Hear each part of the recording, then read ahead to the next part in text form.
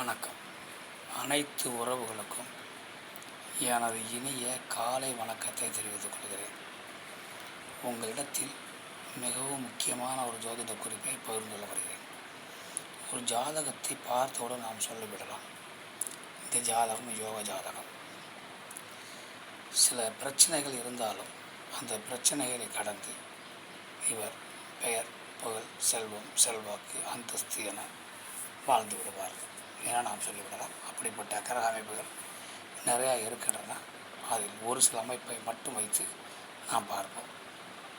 பொதுவாக கிரகங்களிலே இயற்கை சுவர்கள் என்று சொல்லக்கூடியவர்கள் தனக்காரகன், குழந்தைக்காரகன், கல்விக்காரகன், மதிப்பு மரியாதை கொடுக்கக்கூடிய காரகன், பெரும் பணக்காரகன், பெரும் தங்க கட்டிகளுக்காரகன் என்று சொல்லக்கூடிய குரு பகவான் ஒரு சுபக்கிரகம். அன்றாட செலவுக்கு பணங்களை கொடுக்கக்கூடியவர், கட்டியாக இருக்கக்கூடிய தங்கங்களை அணிகலங்களாக மாற்றி ஒளி மெருகூட்டி உடல்களிலே அணிவிக்கக்கூடிய அணிகலங்களாக இருக்கக்கூடிய தங்கத்தையும் வெள்ளியையும் குறிக்கக்கூடிய சுக்கிரன், அவரும் ஒரு சுபக்கிரகம். மேலும் புதன் பகவான் இரட்டைத்தன்மை பெற்றவர். ஒரு நேரம் கோபமாக இருப்பார், ஒரு நேரம் சந்தோஷமாக இருப்பார். இரண்டு விதமான வருமானங்களை கொடுக்கக்கூடியவர். இளமைக்காரகன், இளவரசன் என்று அழைக்கப்படக்கூடியவர். அறிவை கொடுக்கக்கூடியவர், ஞானத்தை கொடுக்கக்கூடியவர், அறிவின் மூலம் செல்வத்தை கொடுக்கக்கூடியவர். அவர் ஒரு சுபக்கிரகம். ஒரு ஜாதகத்தில் குரு பகவானுக்கு சுக்கிர பகவான் மறையாமல் இருக்கிறாரா என்று பாருங்கள்.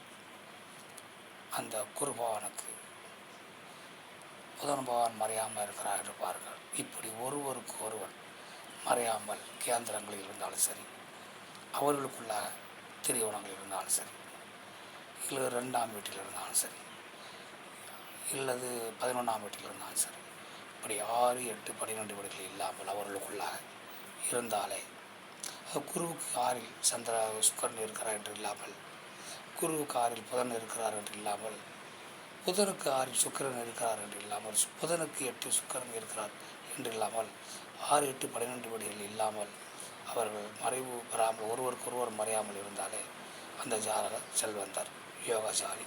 ஒரு காலம் இல்லாவற்றில் ஒரு காலம் செல்வத்தை அடைந்தே தருவார். மற்றவற்றை நாம் அடுத்தபடியே காண்போம். நன்றி, வணக்கம்.